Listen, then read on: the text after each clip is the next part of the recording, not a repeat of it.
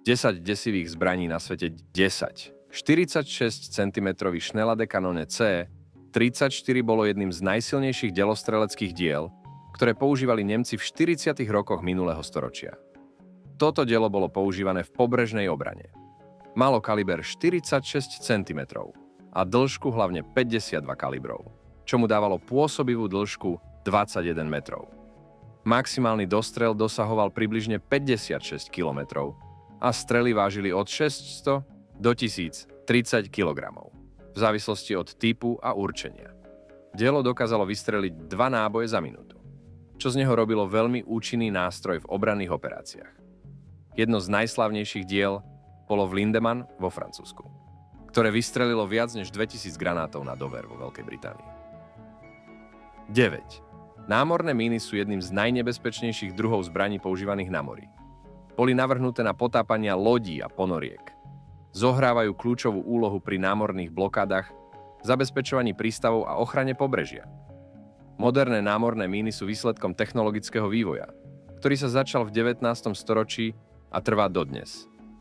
Používali sa v mnohých konfliktoch počas rokov, najmä na blokovanie dôležitých námorných trás a prístavov s cieľom narušiť vojenskú aj zásobovaciu dopravu nepriateľa. Používanie námorných mín je regulované medzinárodným právom, vrátane Hákskej konvencie a iných zmluv. Medzinárodné právo vyžaduje, aby strany konfliktu informovali o umiestnení mín a aby podnikli kroky na ich odstránenie po skončení bojových akcií. 8. Biologické zbrane sú druh masového ničenia, pri ktorom sa používajú mikroorganizmy, baktérie, vírusy, huby alebo toxíny. Použitie takejto zbrane môže viesť k rozsiahlym epidémiám a vážnym zdravotným následkom. Biologická zbraň sa môže rozptýľovať rôznymi spôsobmi podľa druhu patogénu a cieľov útoku. Jednou z najčastejších metód je aerosolizácia. Pri nej sa patogény rozprašujú z lietadiel alebo dronov. Vietor ich potom prenáša na veľké vzdialenosti. Vozidlá vybavené rozprašovacími zariadeniami ich môžu šíriť na menších lokálnych územiach. 7. Iperit, horčičný plyn, je chemická bojová látka patriaca medzi zbrane hromadného ničenia. Prvýkrát ho použila nemecká armáda v roku 1917. Patrí medzi tzv. Pľuzgierotvorné látky, ktoré spôsobujú bolestivé pľuzgiere na koži a slizniciach. Kontakt s očami môže viesť k dočasnej alebo trvalej slepote. Vdýchnutie plynu spôsobuje vážne poškodenie dýchacích ciest, čo môže vyvolať dusenie, kašel a v extrémnych prípadoch úplné zlyhanie dýchania. Ochrana si vyžaduje špeciálne vybavenie, plynové masky a ochranný odev. Použitie iperitu vyvolalo medzinárodné pobúrenie a prispelo k zákazu chemických zbraní na základe Ženevského protokolu z roku 1925. 6. Kazetová munícia je druh výbušnej zbrane, ktorá počas letu rozptýľuje menšie submunície. Je vysoko účinná proti väčším skupinám cieľov. Každá kazeta obsahuje hlavný kontajner, ktorý sa vo vzduchu otvorí a rozptýli menšie nálože. Tie môžu byť určené na ničenie vozidiel, pechoty alebo inú úlohu. Používala sa napríklad vo Vietname, Blízkom východe alebo aj na Ukrajine. 5. T-95 Gun Motor Carriage bol americký superťažký tank z 40. rokov. Mal preraziť nemeckú obrannú líniu, napríklad Siegfriedovú líniu, a uvažovalo sa aj o jeho použití pri invázii do Japonska. Tank vážil 86 tón, bol vybavený 105 mm dielom s dostrelom do 19 km. Nemal otočnú väžu, dielo bolo upevnené v korbe, čo obmedzovalo uhol streľby. Mal pancier hrubý cez 300 mm, poháňal ho motor Ford Gaff Viz 8 s výkonom 500 koní, maximálna rýchlosť bola len 14 km za hodinu. Kvôli svojej hmotnosti mal slabú mobilitu a nebol vhodný pre väčšinu mostov. Plánovalo sa 5 prototypov. Dokončili len 2. Program bol po vojne zrušený. 4. Yokosuka MX-7. Ohka bol japonský špeciálny samovražedný lietajúci prostriedok používaný počas druhej svetovej vojny. Mal raketový motor, bol prevažne drevený, dĺžka 6 metrov, rozpätie krídel 5 metrov, hlavica mala 1200 kg. Dosahoval rýchlosť do 1000 km za hodinu. Nízke výrobné náklady a rýchla produkcia boli prioritou. Preto sa používalo drevo a minimum prístrojov.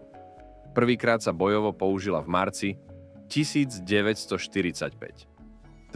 apríla 1945 práve Ohka potopila americký torpédoborec USS Manard L. Abele. Tento stroj symbolizoval zúfalstvo a odhodlanie Japonska v čase blížiacej sa porážky. 3. Ruský TOS-1, montovaný na podvozku tanku T-72, je systém schopný odpaľovať termobarické rakety. Tie fungujú tak, že rozptýlia vo vzduchu palivovú zmes a následne ju odpália, čím vznikne výbuch s extrémnou teplotou a tlakom, obzvlášť ničivý v uzavretých priestoroch, budovy, bunkre. Efekt je porovnateľný s jadrovou zbraňou, hoci v menšom meradle. Prvýkrát bol použitý v 80. rokoch v Afganistane, neskôr v Čečensku, Sýrii a na Ukrajine.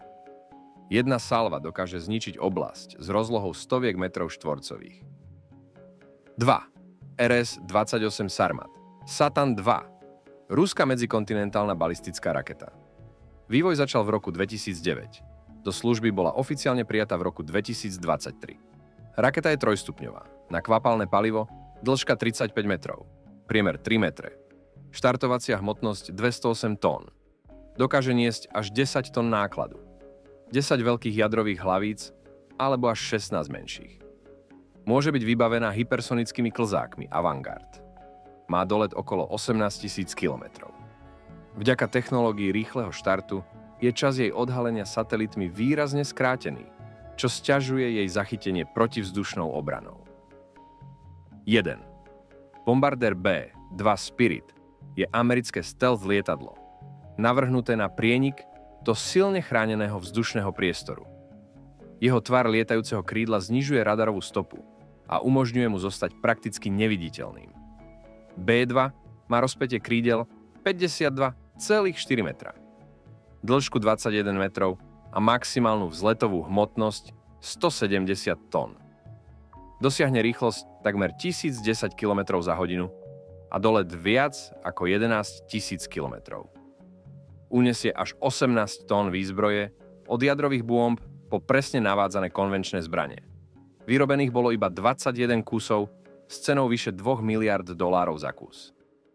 B-2 bol nasadený v Kosove, Iraku, aj Afganistane, Jemene a v Iráne. Ďakujeme za sledovanie a nezabudni dať like a odber. V komentároch napíš, ktorá zbraň je podľa teba najdesivejšia.